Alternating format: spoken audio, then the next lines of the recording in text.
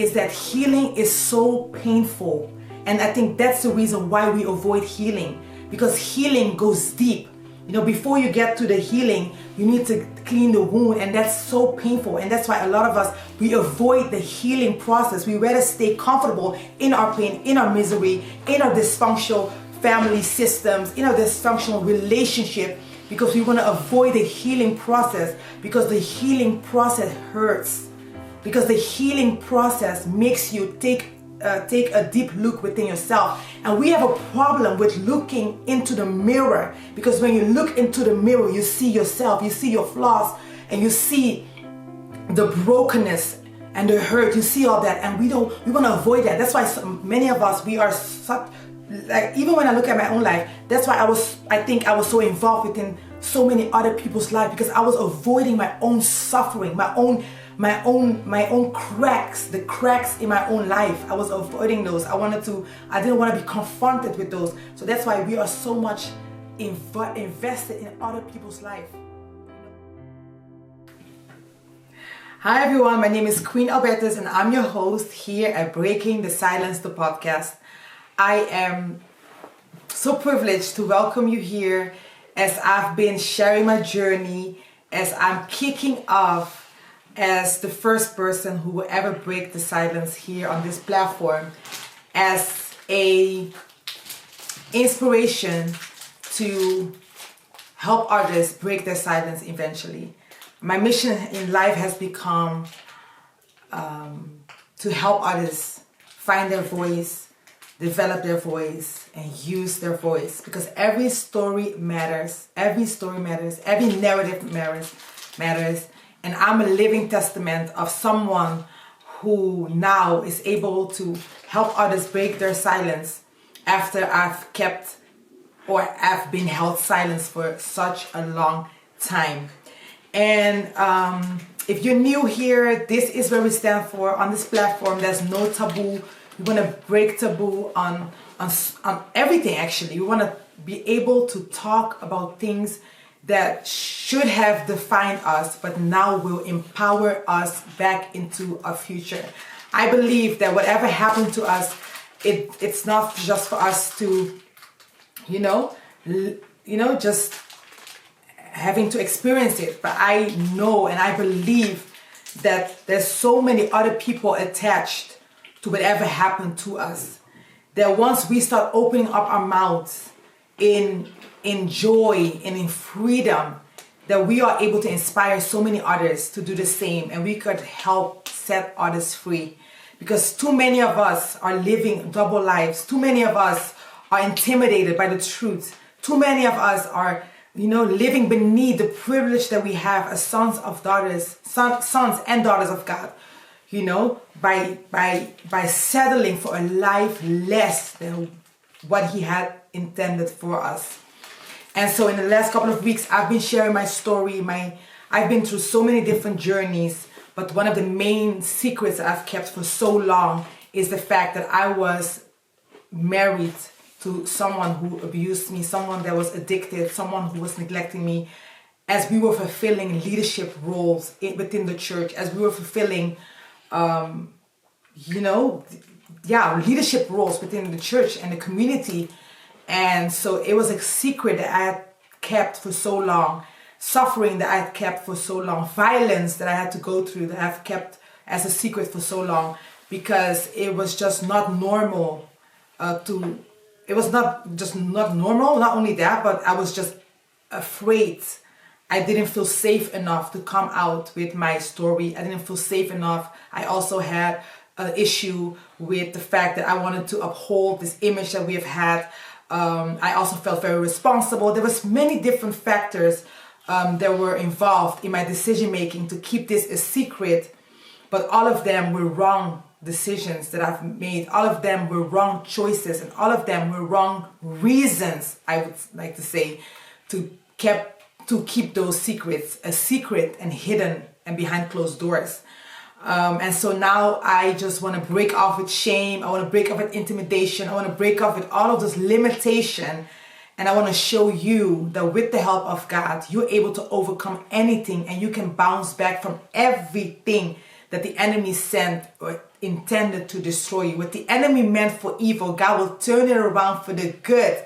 And joy will come in the morning. And yes, weeping may endure for the night, but joy comes in the morning. We are able to do all things through Christ who strengthens us, and he will give us the strength to go through anything that has been sent our way. And I always say the only way to the promised land is through the desert, but you have to go through the desert. I've been through my own desert that took me many, many years, but now that I'm out of it, I want to help as many people come out of their desert experience, because there is a promised land. There is a better life out there for anyone who believes in Jesus Christ. He's able to turn it around for the good. He's able to give you a new life, a whole new life in Christ is accessible for anyone who believes in him. And I'm a living testimony, because for too long I've been kept silent. For too long I had served, the wrong image that I had of God. But right now I know him for who he is, and he is a deliverer. He is my mighty warrior. He fights my every battle, and he cares for every emotion that I have, and he cares for my trauma. And he came not just to, he didn't just came and die on the cross for my salvation, but also for my healing. And that's what I want to talk to you about today, because when I came out of that situation that I told you guys about last week, I had to move out of my house. I had to move back in with the church home that I, served in that time. And I had to go through a whole healing process, something that I've been evaluating this whole entire year. And I have to say that it was very hard. It was a very hard season because of the fact that I had normalized everything that happened to me in my life. My whole life was normal to me.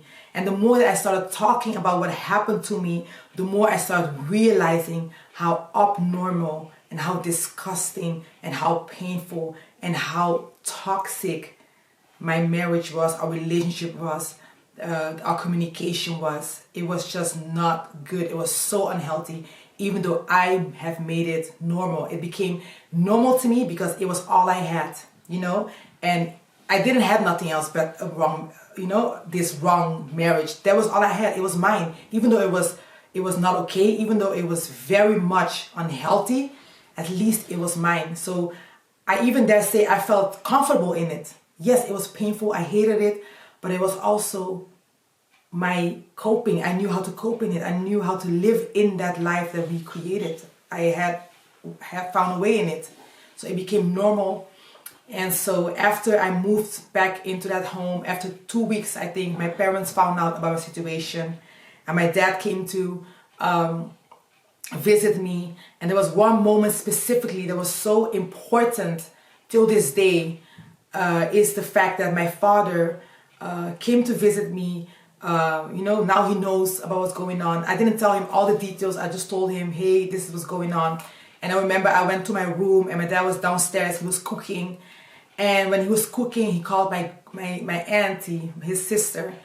And I remember my father started telling his sister, what was going on with me in the situation.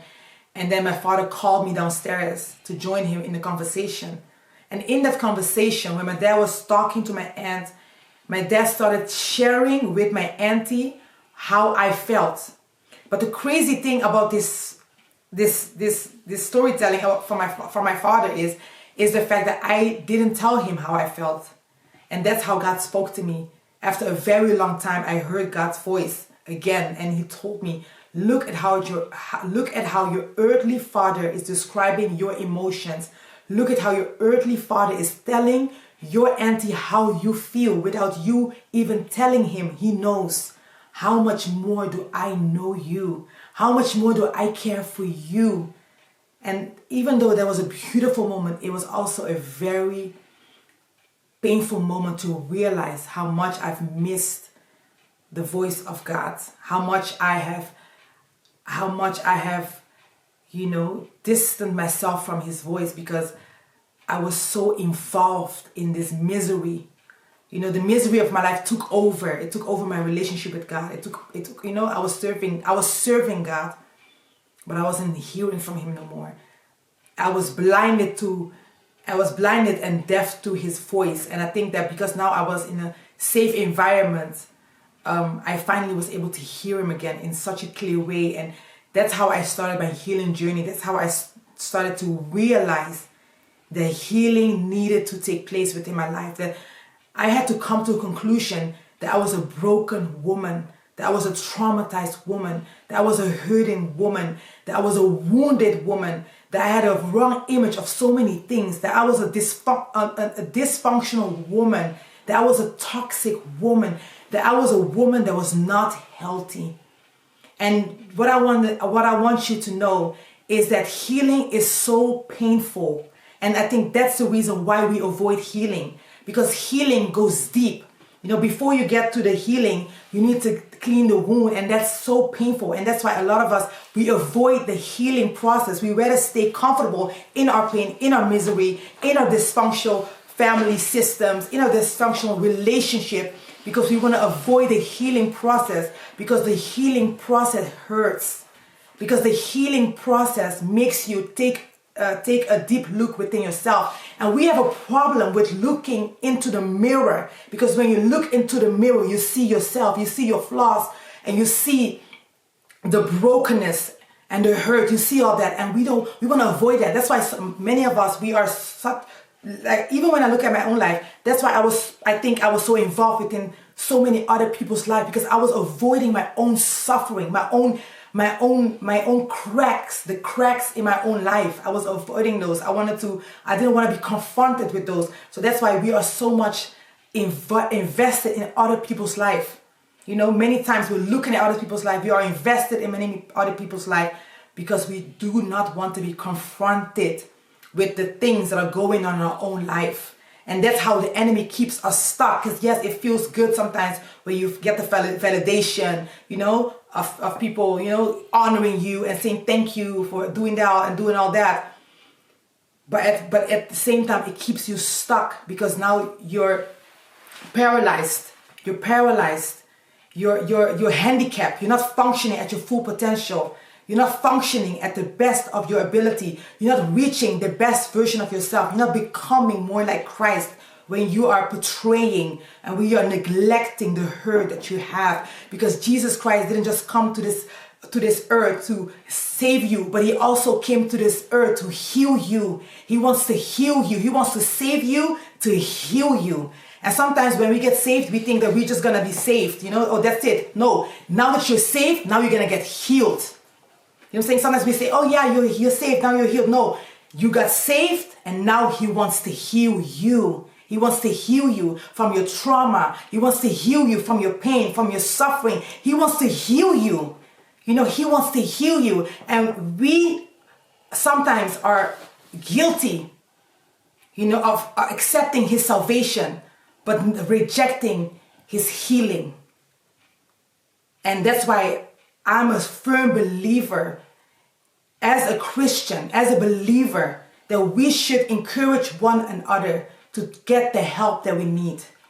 You know, before we get involved in other people's life, before we start, you know, doing all these great things for God, that we work on ourselves. You know, that we work on ourselves, that we take a deep evaluation on what's going on inside of us, and that we allow him to heal us and transform us into healthy, mature people.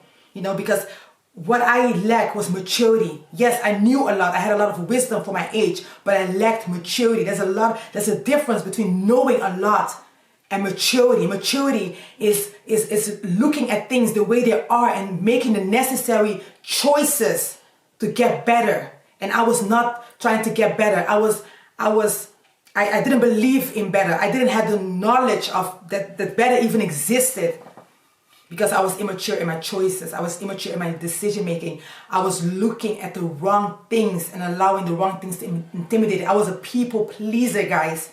I was so much a people pleaser. I was willing to die portraying an image that was not true. Okay? That's the truth of my reality. I was living a double life, and I was miserable and I was unhappy. But I would rather stay there, you know, than having to deal with people's opinion because I was a people pleaser. Okay? And I'm saying so much right now, things that I didn't even prepare to say, but I know that many of us are stuck in this system that we have created. It's a man-made system, shame and embarrassment and all that's all because of what we've created. We haven't created room. And I dare say this because when I went through my divorce, I do feel like there was no room for my healing. You know, there was not room being given to me to heal the way that I needed to be healed. Like I was going through this transformational season of my life where I had to, you know, suffer. I had to mourn my marriage. I had to mourn the life that I thought that I was going to have. I had to rediscover myself, you know, because I've neglected myself for so many years. Can you imagine? I had no opinion for many years. Nobody asked me how I was doing. Like in our relationship, there was no room to talk about all these things. You know what I'm saying? It was not a healthy relationship where you come home and somebody's asking you how was your day. There was nothing like that. So, you get what I'm saying? I was almost gonna speak Dutch, but you get what I'm saying? It was just abnormal. So now you are free from the situation, but you're still stuck in that lifestyle that you have built, and now you have to rediscover yourself. Now you have to get used to people asking you how you're doing. And now you have to think about, okay, how am I doing? Like there was so many things that I had to unlearn, and there were so many things I had to relearn. You know, when people would ask me, how are you doing? Or what do you think? What do you think? Like I was given the freedom now to start making opinions about things, you know what I'm saying? Because the relationship was so controlling. There was no room for my opinion. There was no room for what I thought. There was no room. And even when my opinion was given, it was violated. You know what I'm saying? Like the promises that were kept to me, they were not being kept. You know what I'm saying? So I was always betrayed, you know, for something else. You know, so there was so much broken inside of me. So even the simple conversations I would have with people would be so difficult for me to have because now there's room for the truth, and I didn't know how to live in the truth. You know what I'm saying? So, and as a Christian, as a leader, I can now honestly say with no, you know, without having to blame nobody, with no ill intentions with me saying this, I have to say that there was not enough room. I feel like there was not enough room and the reason why is because there was so much taboo. And so I understand that there was not much room because what I went through, what many of us go through within the walls of the church, often we don't really talk about these things. So sometimes I think about it and I think, yeah, of course there was no room for it because people didn't know how to deal with it because it was new. It's something that we don't really deal with. Like I was not only going to get a divorce, but I was also going to deal with who I was. I was also going to heal. So sometimes within a church or a system, things happen. Of course, divorce happens all the time. Like it happens in all kinds of churches, yes. But the dealing of it, the healing of it, and the process of it, that sometimes I feel, or the way that I've experienced it, I feel like there's not a lot of knowledge when it comes to that. You know what I'm saying? There's not a lot of wisdom when it comes to that. So now I'm going through this process of having to rediscover, and I feel like there was no understanding, which I understand because not everybody will go through it. You know, not everybody goes through it, or not everybody, especially within the church community, not everybody pays attention to their emotions. And the reason why I can say this freely without judgment is because I've lived that life myself. And that's why I have so much knowledge or so much experience, I would say, when it comes to this subject, because I've lived it myself. I know what it is to just turn your blind eye to situations and never deal with it and just move on and move on and move on and move on up until this moment in my life. when I really started allowing God to heal me and transform me. And it's sad to say that it was kind of new. I would say there was no lot of understanding, because you're mourning, like I said, your old life. You're going through loss. You're relearning a lot, and you are rediscovering yourself, and you're hurting. And I felt hurt. You know, I remember going through my season of, you know, healing within the four walls of the church, and I remember feeling hurt by leadership and people around me. I remember feeling so hurt. But also, I probably hurt people too, because hurt people.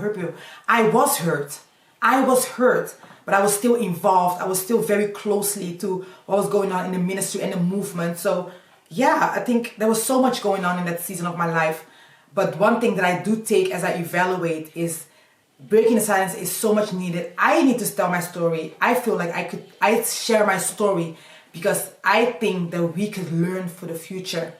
And I think that if anything should be so healing focused, it's the church. You know, because we have the answer. You know, Jesus has the answer for all these systems that we have created, all the taboo that we have created. He has all the answers, and I think I believe that he has a solution. And I think that's why I'm a believer. I believe in what I'm sharing today so much because I've experienced it for myself. And I think that this ministry now, Breaking the Silence, is being raised up to help, you know, because I think that if I don't do this, then I just went through it for no reason. But I think that I've been entrusted with this experience so I can help the body. I can be a part of the body that's gonna, you know, put emphasis on these hard, traumatic experiences that people have within the four walls of the church, and help create safe environments where people are able to heal, you know, where people are able to get the right advice. Because many times we get just advice, just like I think I just got, you know, like just some random advice. But I went through some critical seasons, and you can't just give me random advice after everything I went through. You know, you can't just, you know, put me in a room and expect me to, you know, come out of it healed. No, there's a whole process that I've had to went through for a long time. And honestly, also something that I remember feeling misunderstood, but also I felt like there was a time being given unto me for healing. But you have to remember, 7 years of dealing with so many things, it takes many years, you know, and I think that this is always gonna be part of my life, and there's gonna be trigger moments, you know, and I've learned to live I've learned to live with those trigger moments, but also I've learned to respond on those moments, the trigger moments. So there's so much that we have to learn once you start healing. And that was the beginning of my healing process, guys. It's been, you know, seeking professional help, something that is not always encouraged, something that's taboo, you know, because sometimes we think that if you're gonna speak to a therapist, especially in Black households, they think that you're crazy, but there's nothing crazy. I think that every person here on earth should talk to somebody that's gonna help them build a new perspective on matters. It's gonna help you. Therapy helped me recognize, you know, where it all came from. Therapy helped me develop my voice, you know, listening to podcasts, you know, taking deep evaluations, journaling, writing, talking.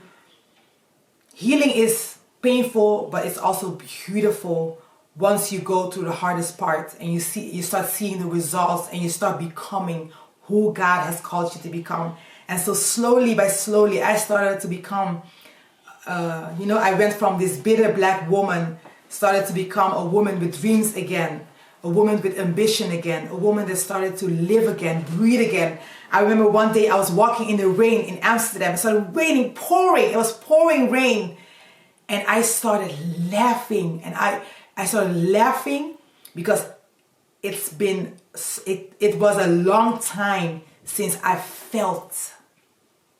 was feeling the raindrops on my skin, on my face, and I realized how long ago it was that I felt something, an emotion, and I started to feel emotions, and those emotions, I had to learn how to give them a meaning. Was it anger? Was it hurt?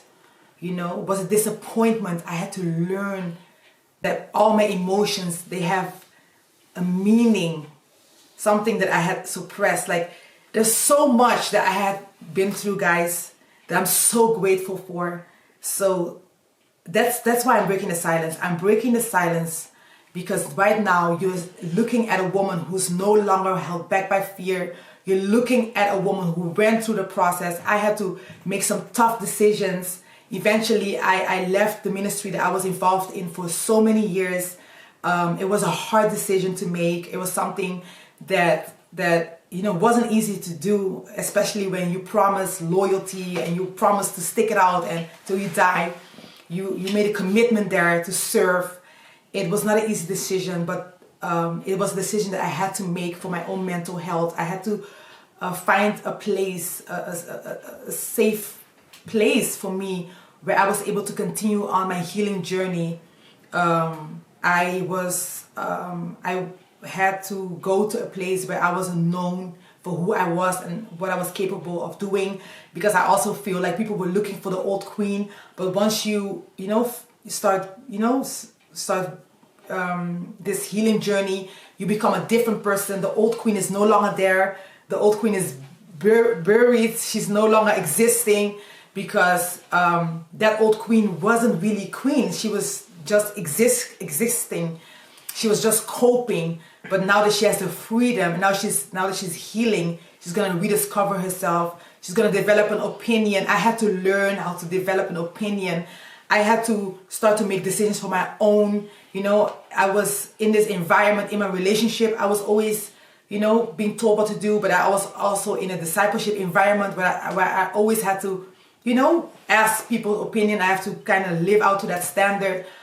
But once you go through the things that I went through, and you start this healing journey, you start learning that it was kind of unhealthy for me to give my life over to so many different people, that I had to take some manners in my own hands, that I had to learn to make decisions on my own, and even the little smallest things, how to dress on my own, what's my style, what do I like, I had to really, really rediscover all that. And I did that, I did a hard work. I feel like I still have a long way to go. I haven't arrived, but I'm on this path of becoming, of evolving, and I want to bring as many others with me, because I have tasted freedom, and the freedom that I have received from God is the freedom that I pray for everyone else. And so if you are listening to me, if you have been listening to my testimony, I pray that you know that there's nothing too hard for our God. And whatever it is that is holding you back, whether it is a family system, whether it is loyalty with somebody that's not, really doing you good, somebody that's doing you damage. Maybe you have had a traumatic childhood experience. Maybe there's so many things that are, going on in your mental health. Maybe there's many things that you have experienced and you never talked about. Maybe there's things have been done to you, and you never spoke about it a day in your life. Then this platform is for you. I pray that my testimony will encourage you that there is a way out, that you do not have to die, unhappy, living beneath the privilege that you have as a son or a daughter of the King. But there is a way out, and in Christ Jesus, there's a way out, and He wants to give you that life that you deserve. You are worthy of love. You are so loved. You are loved. And I pray that the love of God, will penetrate, as I'm speaking, that it will penetrate through the airwaves, and that you will feel it, that you will feel convicted, to open up your mouth, and start using that voice, start speaking your truth, because your truth matters. And you don't have to, live the way that you've lived for so many times or years or seasons because you are afraid. But the right people will love you anyway. When I started living out my truth, up until this time, yes, I've lost people, but the people that were supposed to love me are here still. The people that are supposed to love you will love you anyways. Okay? So that I pray that you will not let fear hold you back, but that you will be inspired, to help build this platform, to help create a safe space for you, for me, and for many others, as we will continue to break the silence. This is my story, guys. This is my story. This is what I've went through. This is just one story here on this platform. There's going to be many others that are going to be sharing their story, so that anyone who would come on this platform will be able to recognize their voice. Because some people will feel connected to my story, but some people will be connected to your story. And that's why you need to know that your story matters. And you need to know that you are able to overcome anything. I thought that I was going to die a miserable, after a miserable life. I thought that I was not going to make it. I thought that my divorce was going to be the end of me, because eventually I did get a divorce. I filed for the divorce myself, something that I was so intimidated to do, because I thought that, God was going to hate me as a divorcee. But yes, God hates divorce, but he doesn't hate the person that gets a divorce, And I thought that there was no way out. I thought that was going to be the end of me, but it was the beginning of me, And I'm still living this life of purity. I'm still living this life, consecrated. I'm still a believer that there's, love. And, I'm still a believer. I believe in all those things. I still believe in those dreams that I used to have. I now even have bigger dreams, So that's what God is able to do, when you break your silence, when you become a child that is living in the light. And so I pray that you are encouraged by this episode. This is kind of like a full circle. I think there's so many more details to my story, and I think, there's going to be time to share all those, but this is the main thing, guys. Suffering in silence, going through abuse, living a double life, serving so many people, putting myself,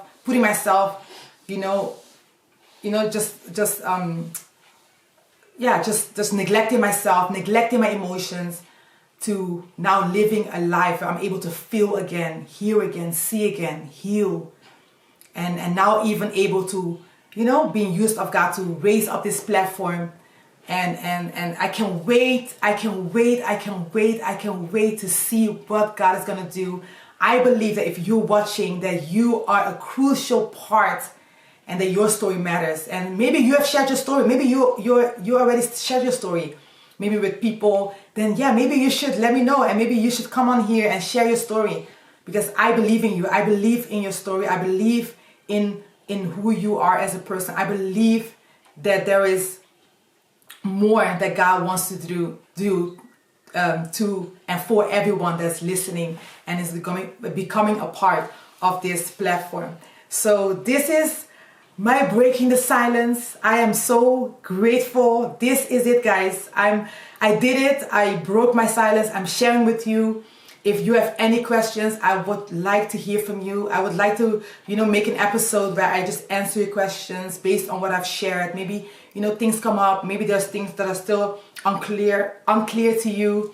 I want to share them with you. So I would love to take an episode where I was just gonna, answer all those questions that you might have, because I can imagine, I didn't mention everything, but there's so many different parts of my story that you might want to know about, and I'm here to break my silence. I'm doing it so that you are also gonna be joining me in doing it. And so this was my breaking the silence moment. I can't wait to see you back next week. Please subscribe to the channel. Please share this episode, especially this episode, with others. And let's continue to break the silence. I can wait to see you back next week. It's a wrap for me today. And I can wait to hear from you and see you again here on Breaking the Silence. My name is Queen and I'm your host, and I can wait to see you next week again. God bless you. Bye-bye.